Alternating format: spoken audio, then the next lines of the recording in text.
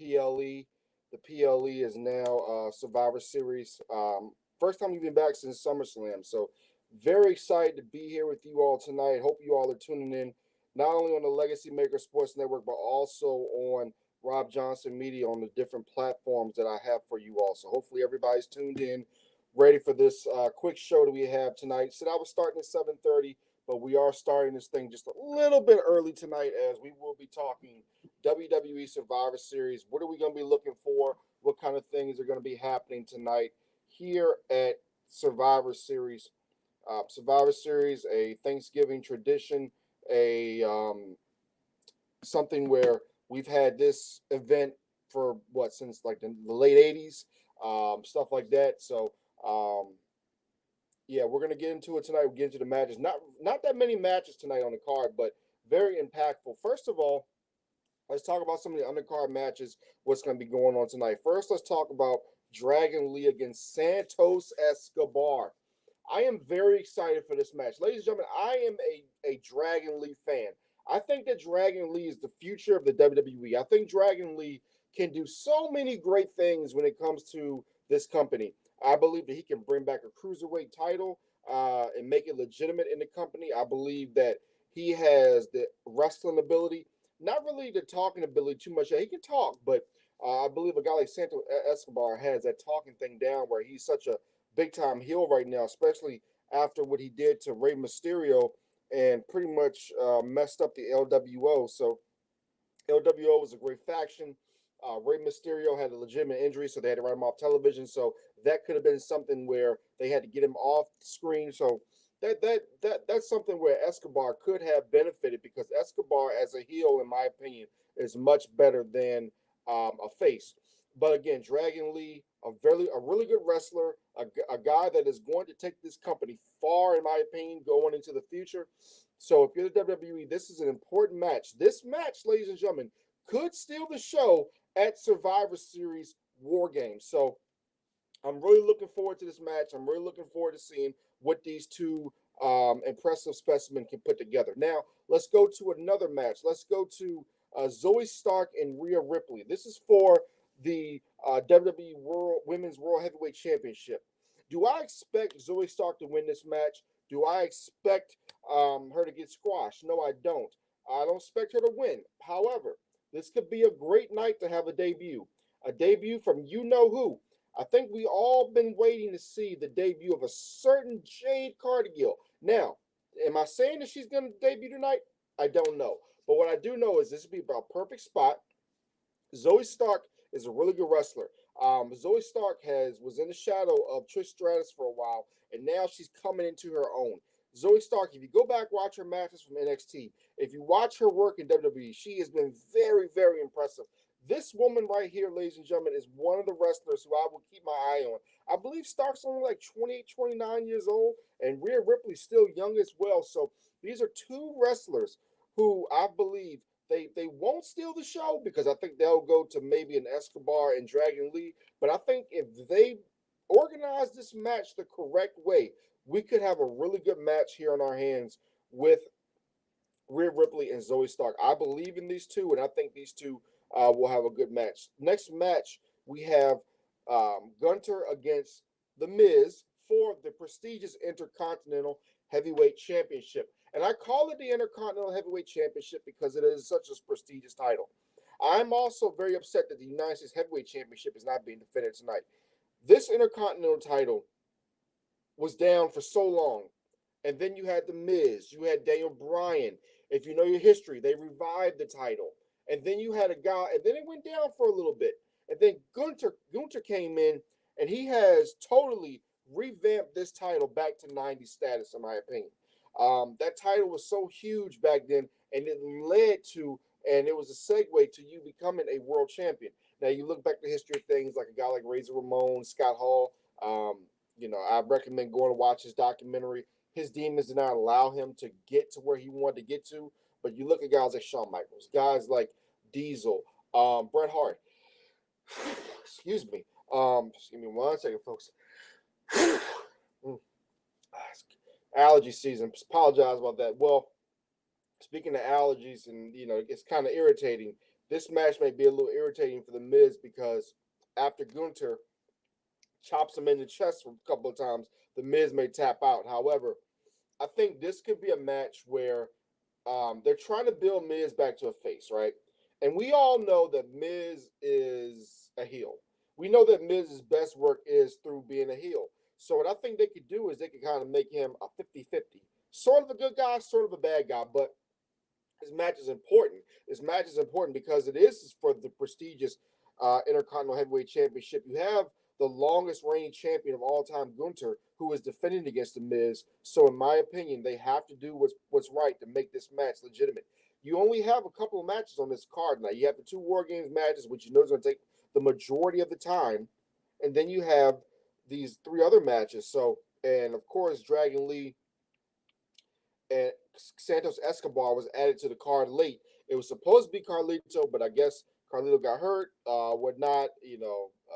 Little fake injury, not a fake injury, but to write him off the match and give Dragon Lee this platform, which I appreciate. But I believe so far these three matches are the matches that they need to steal the show, especially this one being for this title. Now, let's go into War Games, and I'm going to give everybody we're going to start with the women first. I'm going to give everybody the rules, just so anybody who doesn't know, I'll let you know. This will be the second year of Survivor Series War Games. The match consists of a giant steel cage surrounding two rings. As for the rules for War Games matches, this is via WWE.com. Two teams will do battle, one member from each team entering at a set amount of time with the ordering depending on who earned the advantage. I don't know who actually earned the advantage. I know on the men's side that Drew McIntyre's team earned the advantage. I think they're going to be voting on this going into the match. Entering the set amount of time with the ordering depending on who earned the advantage. After all participants enter, the War Games match officially begins. The only way to win a match is by pinfall or submission. Ladies and gentlemen, I have to be honest with you, right? I have to be completely honest.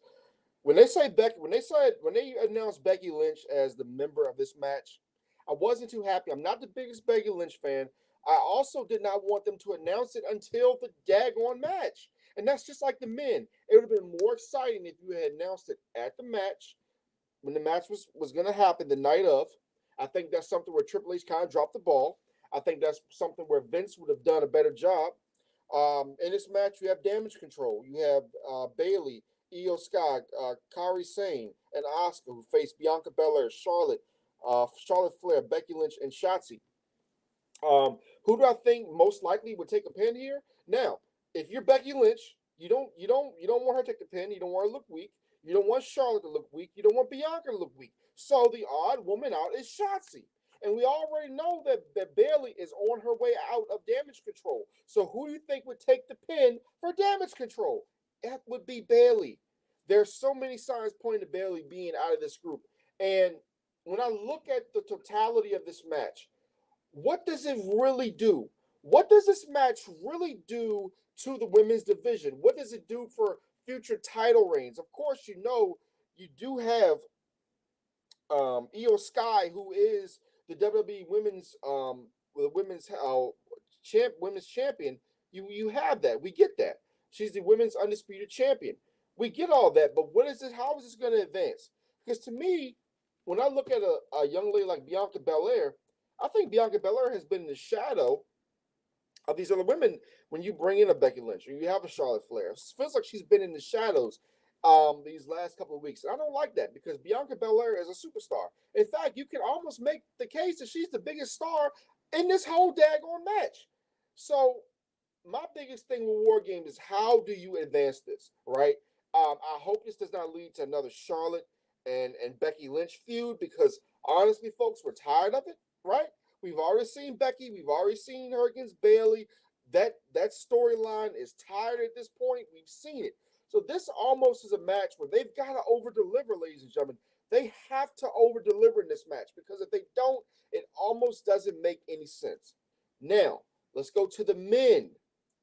This is a totally different story than the women because understand what I'm saying here. And I don't have Randy Orton here for a reason because, again, I said they needed to announce Randy Orton the night of Survivor Series. You don't have Randy Orton.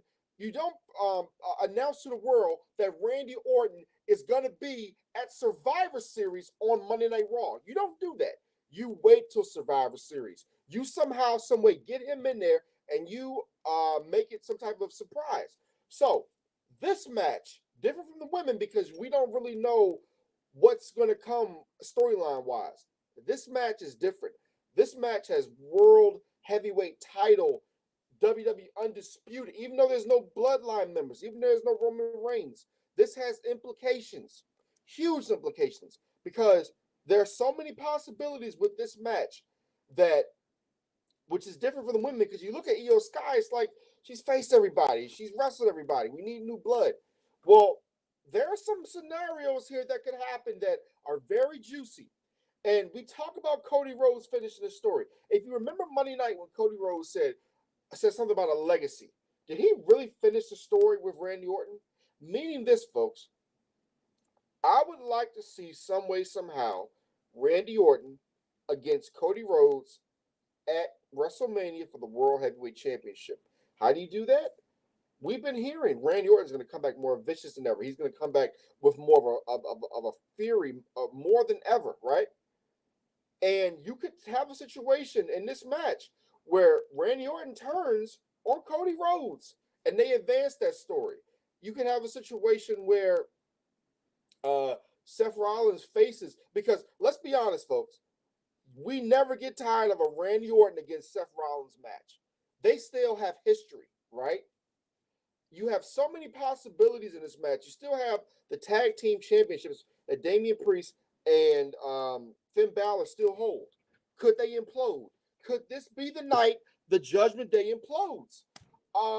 We know, just like Bayley, we know that Damian Priest is almost on his way out of the Judgment Day. You have a Drew McIntyre now, right? And Drew McIntyre is not in this either, which I wish they would have held that off again, because I think there's more suspense when you have big stars like a Drew McIntyre, like a Randy Orton in a match like this. There's so many possibilities. Does the Judgment Day implode? Who's the first man out? Does Senior Money in the Bank? Is his briefcase? Is it challenged for?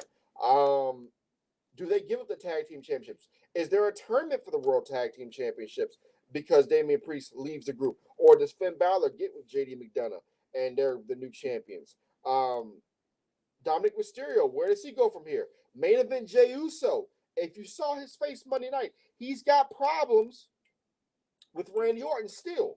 And they still have issues because of the fact that last time we saw Randy Orton, the bloodline injured Randy Orton.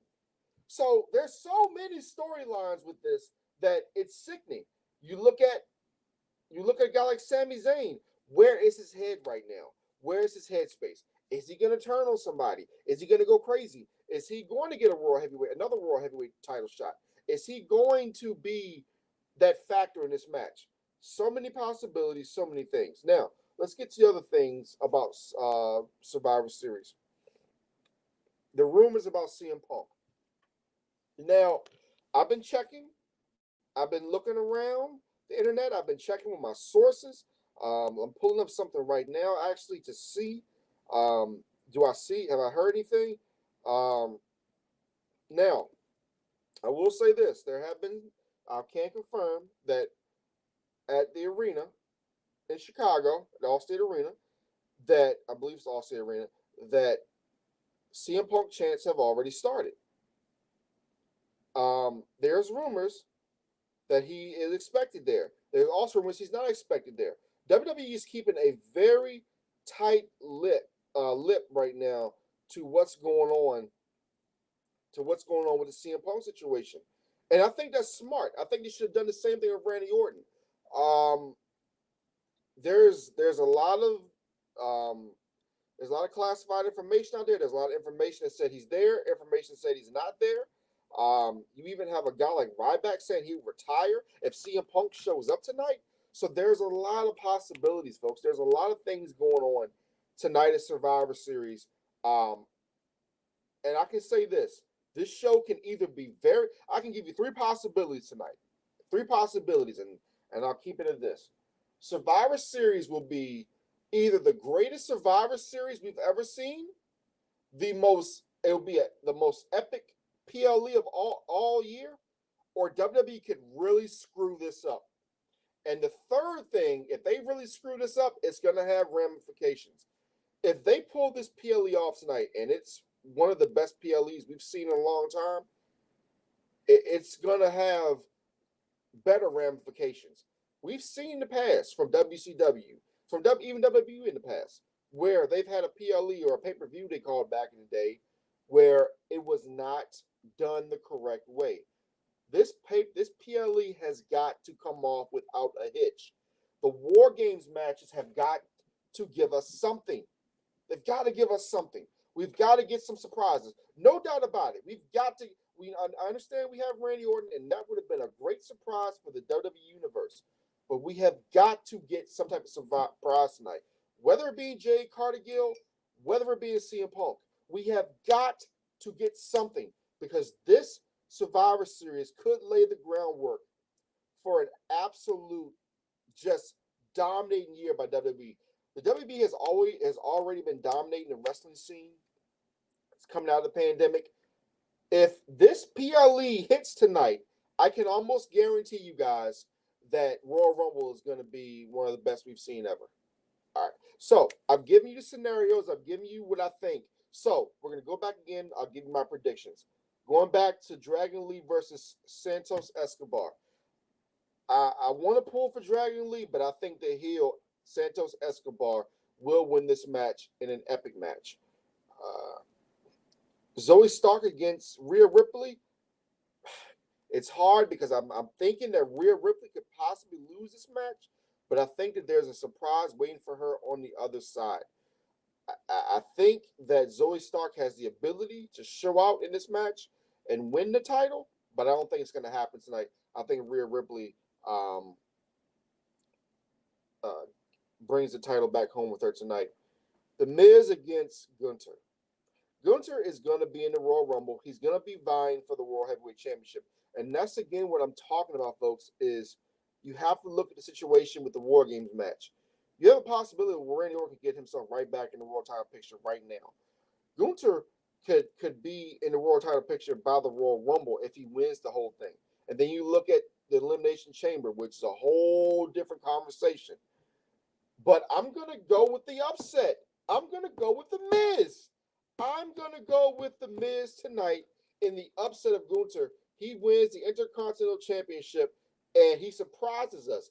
He brings back the black strap instead of the white strap.